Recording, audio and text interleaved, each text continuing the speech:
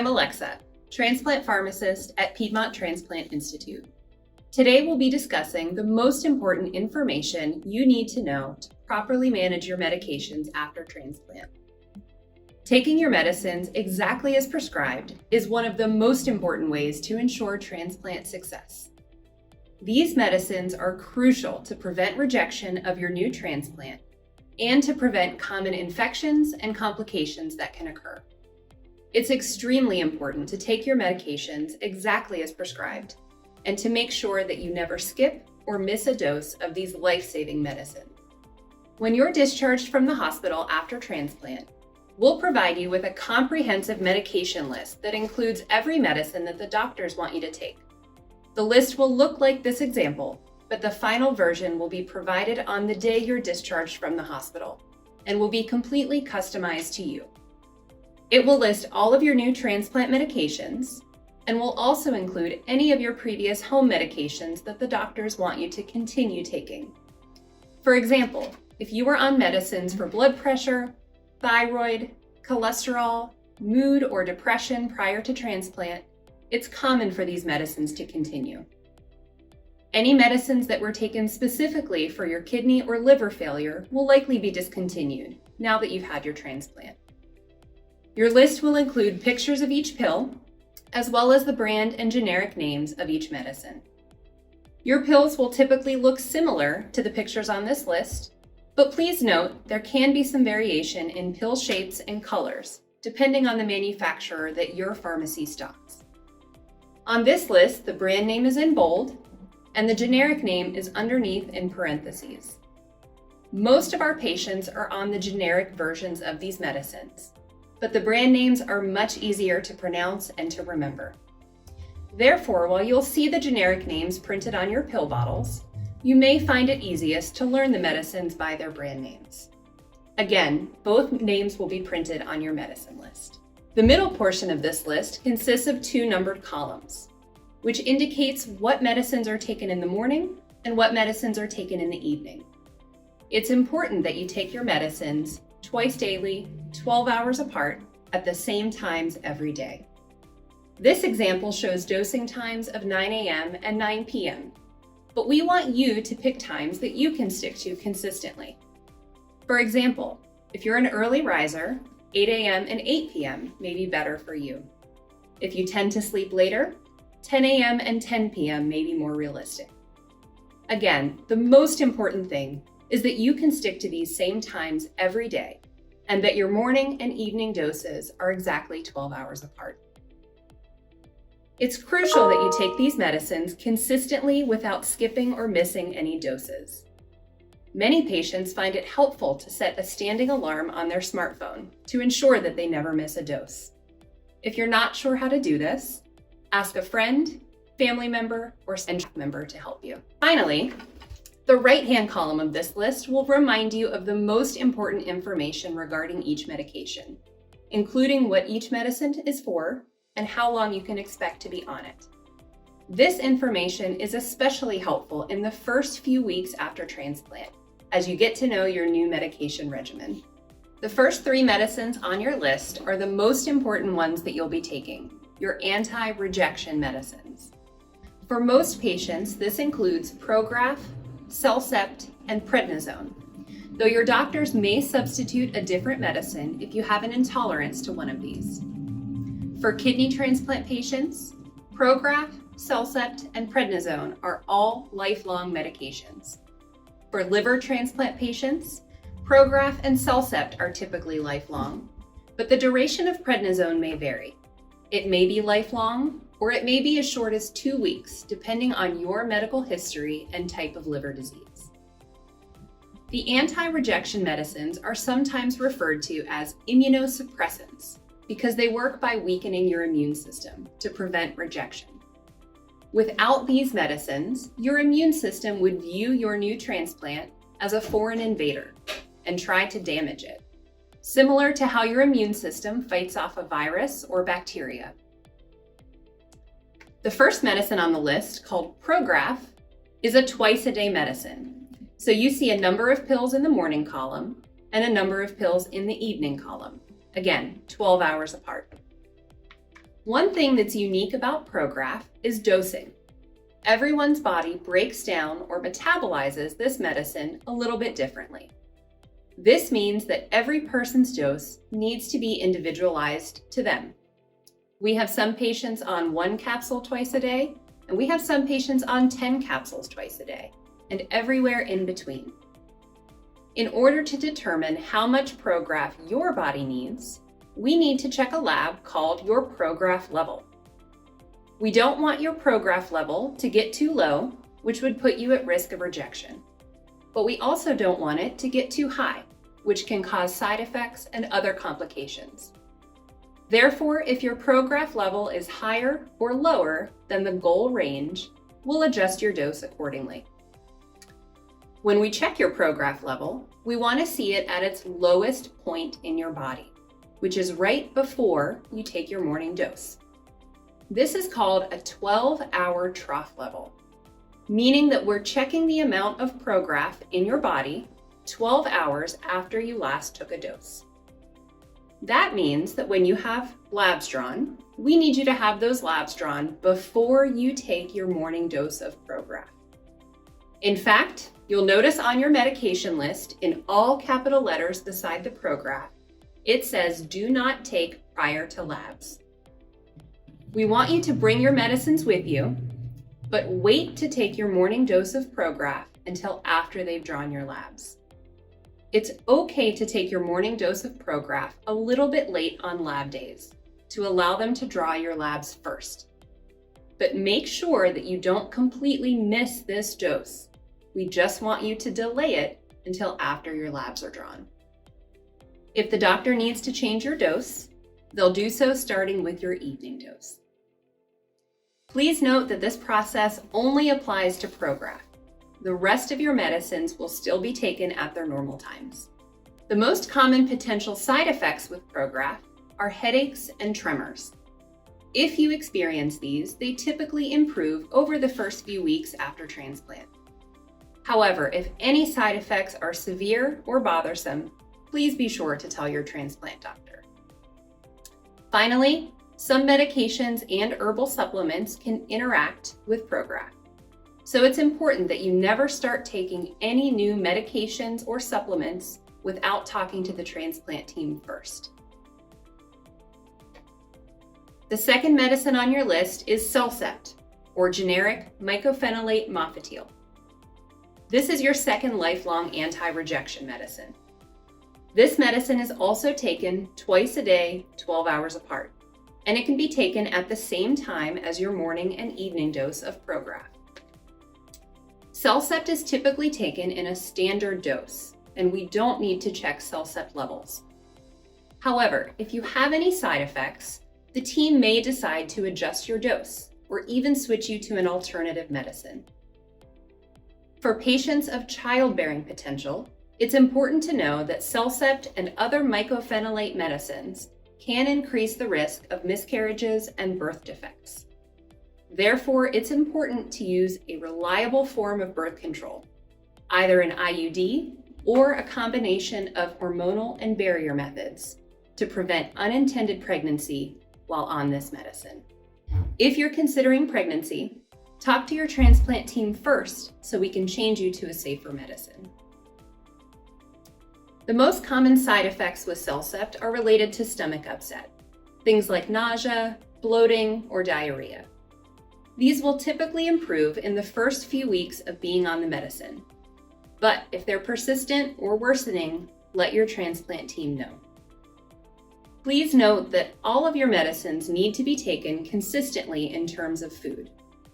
That means you need to always eat before you take your medicines, or you need to always take your medicines on an empty stomach. We strongly recommend that you always eat before you take your medicines, as this will help to minimize the risk of nausea, vomiting, and stomach upset. Note that this doesn't necessarily need to be a large meal. A small snack like crackers is okay. The third medicine on your list is prednisone. Prednisone is a steroid medicine that's used for many different diseases and conditions, including preventing transplant rejection. You'll receive the highest planned doses of steroids through your IV in the first couple of days after surgery. After that, we do a prednisone taper, where we decrease the dose of your steroid every day until we reach your low prednisone maintenance dose. For most patients, this will be 5 milligrams once a day, taken in the morning. While receiving those higher steroid doses in the hospital, some patients do notice that their blood sugars and blood pressures may be elevated, and they may experience mood swings or trouble sleeping. These can be common on higher doses of steroids, but as we decrease your dose day by day, you should see a steady improvement in these side effects. Of course, we'll be closely monitoring your blood pressures and blood sugars, and we'll adjust your medicines if needed. So again, the most important medicines on your list are the first 3, the lifelong anti-rejection medicines. For kidney transplant patients, all 3 medicines, Prograph, CellCept, and prednisone, are lifelong medications. For liver patients, Prograph and CellCept are typically lifelong. And again, the prednisone duration depends on your medical history and type of liver disease. The 4th and 5th medicines on your list are your anti-infection medicines. You'll be on these medicines for the first 3 to 6 months after transplant to prevent the most common infections that can occur. Bactrim, or generic name sulfamethoxazole trimethoprim, is a medicine that prevents common bacterial infections. If you have an allergy to Bactrim or sulfa drugs, you'll be on a different medicine in its place. Depending on your medical history, this will be either a 3-month or a 6-month medicine. Your final medicine list will indicate your duration and will also remind you in clinic when it's time to stop taking it. Side effects with Bactrim can include increased sensitivity to sun, as well as elevated potassium levels. You should avoid eating large amounts of high potassium foods, things like bananas, oranges and orange juice, tomatoes, and potatoes. The transplant dietitian will also review this information with you. Valsite, or generic name valganciclovir, is a medicine that prevents virus infections, most notably the CMV virus. Depending on whether you and your donor had been exposed to the CMV virus previously, this will be either a 3-month or a 6-month medicine.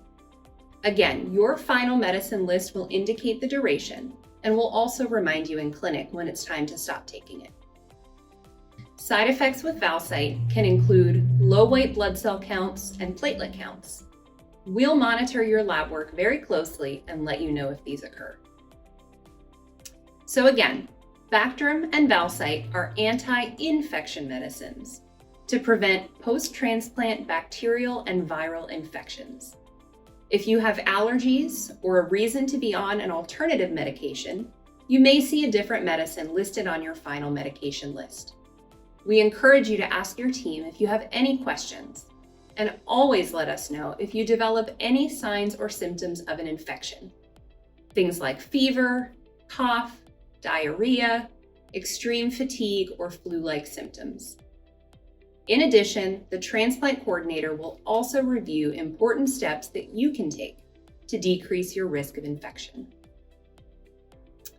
Next, most patients will be on a medicine called Protonics, which prevents acid reflux or heartburn for 1 month after transplant. This helps to prevent heartburn and stomach ulcers after surgery. Unless you have a history of severe reflux or stomach ulcers, we anticipate being able to stop this medicine at your 1-month visit. Finally, we recommend a multivitamin for at least the first 2 to 3 months, though you can certainly take it longer if you'd like. The team will typically write a prescription for a multivitamin, so you should receive a bottle with your other discharge medications. It's important to note that we do not want you to take any herbal supplements. Therefore, if you prefer to take an over-the-counter vitamin, we need you to carefully check the ingredient list to make sure it doesn't contain any herbal supplements, things like echinacea, ginseng, or turmeric. You are always welcome to bring the bottle with you to a clinic visit and we'll be happy to double check the ingredient list for you. The last 4 medicines on your list are your as-needed medicines. Colace is a stool softener, and Miralax is a gentle laxative. These can both be used once a day or twice a day to help prevent and treat constipation. Constipation can be a common issue after surgery, especially while taking prescription pain medicines. If you experience constipation, we encourage you to use these. However, remember that these are as needed. In other words, if you're having frequent bowel movements or diarrhea, you don't need to take Colace or Miralax. Finally, the last 2 medicines on your list are your pain medicine options. The team will typically send you home with 1 prescription pain medicine for moderate to severe pain and 1 over-the-counter option for more mild to moderate pain or headaches. The prescription pain medicine will likely be oxycodone or tramadol, depending on what's been working well for you in the hospital. Because prescription pain medicines can cause drowsiness, the team will advise you to avoid driving while you're on them.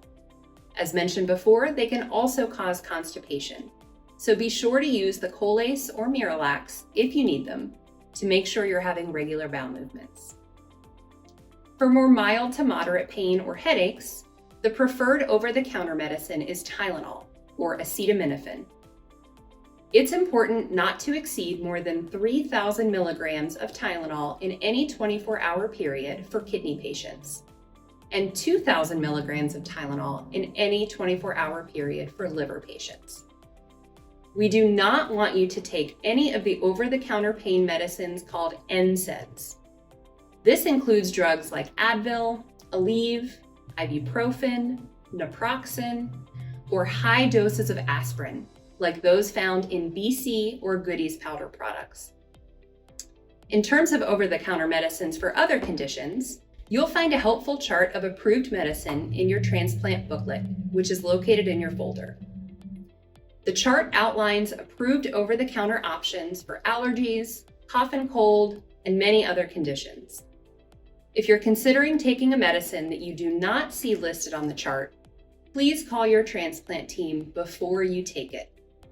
In fact, we always want you to check with your transplant team before you take a new medicine of any kind, whether it's prescription, over-the-counter, or even a dietary supplement. Provide the name of the medicine or supplement to your transplant team so we can make sure it's safe for you to take. Before we move on to filling an example pill box, let's review the most important information that we've covered so far. Number 1, you'll be on lifelong medicines to prevent rejection of your transplant. These medicines are crucial to the long-term health and success of your transplant. In addition, you'll be on anti-infection medicines for the first 3 to 6 months to prevent bacterial and viral infections. Number 2, it's crucial to take your medicines exactly as prescribed by the transplant team, without skipping or missing any doses. Never stop taking a medicine unless you're instructed to do so by the transplant team. If you ever have difficulty obtaining your medicines for any reason, such as financial hardship or changes in insurance coverage, contact your transplant coordinator immediately so we can help. Number 3, your twice daily medicines need to be taken exactly 12 hours apart at the same times every day. Number 4, when you have lab work drawn, make sure your blood is drawn before you take your morning dose of Prograph, and approximately 12 hours after you took your evening dose of Prograph the night before. And number 5, you must call the transplant team prior to taking any new medications in order to confirm that they're safe for you and that they don't have any significant drug interactions with your transplant medicines. This applies to prescription medications, over-the-counter medicines, and dietary supplements. Now that you know the most important information about your new medicines, let's take a look at how to fill a weekly pill box. At discharge, each transplant patient will receive a 7-day pill box to help with organizing your medicines. We always want you to utilize your discharge medication list to fill your pill box. In other words, always go by this sheet, not the instructions that are printed on your pill bottle labels. Your dosing may have changed since the labels were printed. First, line up your pill bottles in the same order as the medicines are listed on your medication sheet. Second, open the morning and evening pill boxes for each day of the week so that your pill box is ready to fill.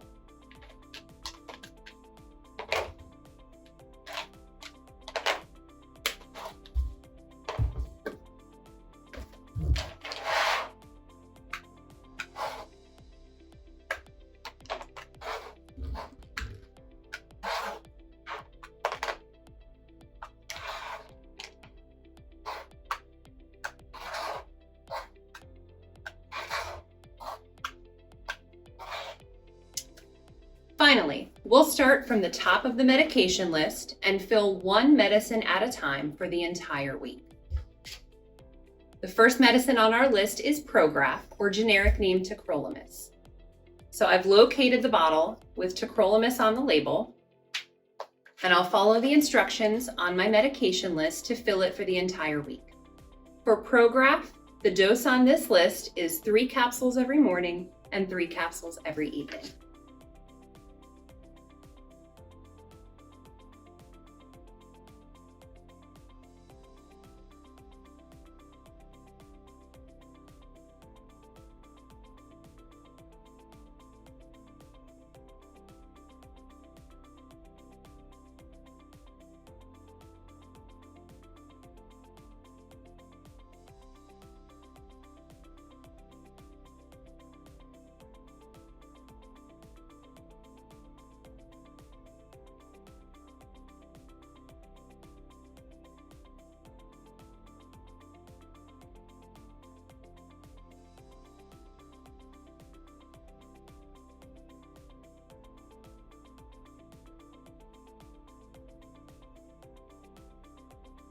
Remember that Prograph is the medication that will ask you to delay until after your lab work is drawn. Therefore, some patients find it helpful to physically separate their Prograph on the days they know they'll be having labs drawn. For example, if you know you'll be having labs done on Friday, you may elect to use your afternoon spot for your Prograph. That way it will be physically separated from your other morning medicines.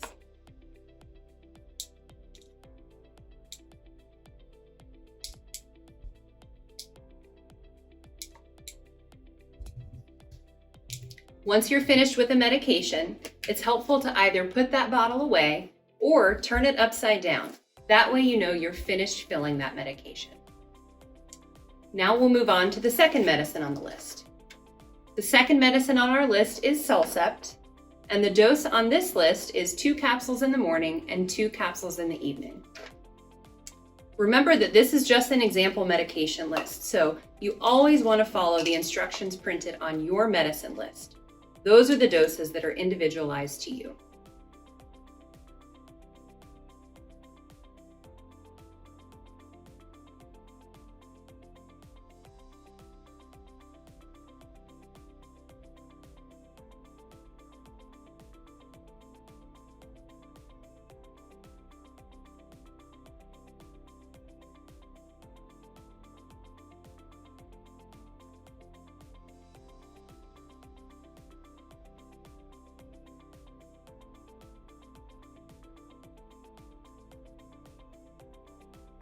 The third medicine on our list is prednisone, our third and final anti-rejection medicine. On this list, you can see that the dose for prednisone is 1 tablet in the morning. The evening box for this medicine is completely empty.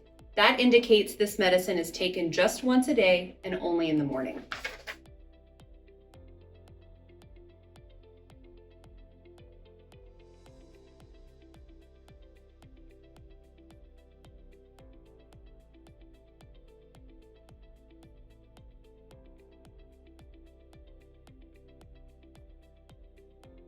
The next medicine on the list is Valsite, our first anti-infection medicine. The dose on this sheet is 2 tablets once a day in the morning.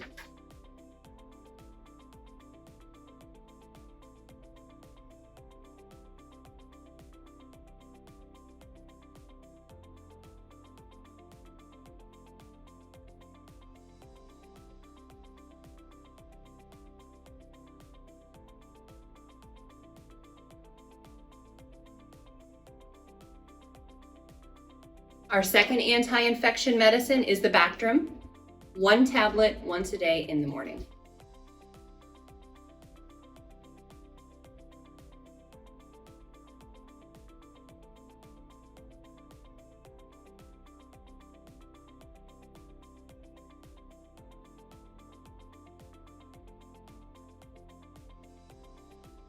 Next up is our Protonics, 1 tablet once a day in the morning.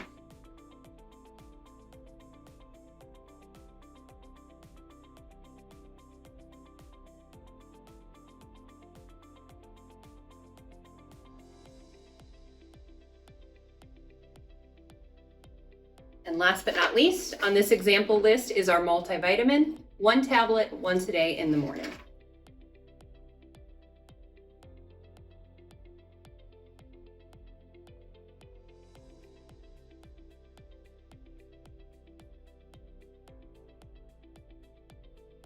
Remember that this medication list is just an example. Your finalized medicine list may have additional medications listed, such as blood pressure medicines or previous home medications if the doctors want you to keep taking them. If your list has additional medications, follow this same process to add those to the pill box as well.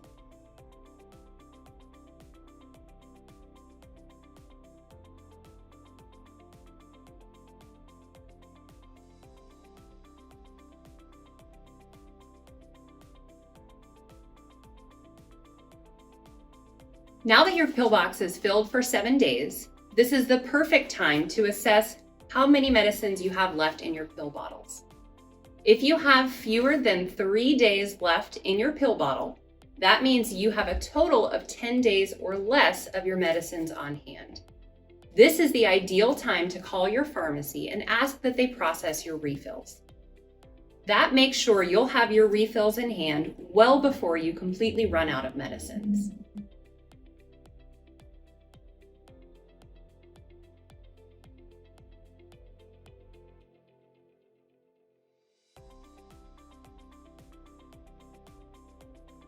Now that your pill box is filled for 7 days and you've called for refills if need be, you're set up for success. Remember to take your medicines exactly as prescribed without skipping or missing any doses. If you have any questions or concerns about any of your medicines or the information that we've reviewed in this video, please reach out to your transplant team at Piedmont and we'll be more than happy to help.